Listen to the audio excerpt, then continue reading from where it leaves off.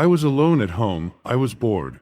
While I was thinking about what to do, I thought of my friends. I decided to call them. I immediately took my phone and asked my friends in turn.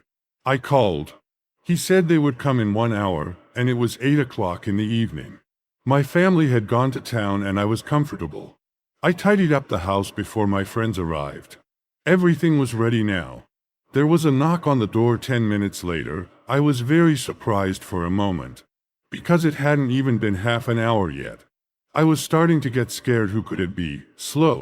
I slowly made my way to the door and looked out through the doorway. Those who came were my friends. I was so relieved when I saw them. I immediately opened the door and said welcome, pissed off at me. They walked in without saying anything. They went into the room and sat down.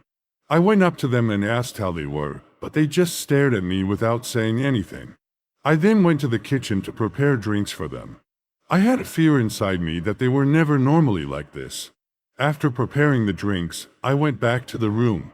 No one was talking, they were just looking at me. After giving them all their drinks, I sat down. It was a very quiet environment. I was tense. I started thinking about what to do.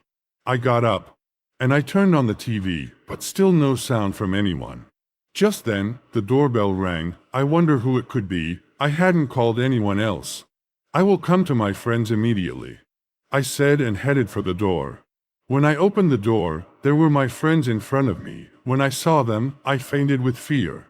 When I sober up, my friends looked at me anxiously. They were asking what happened.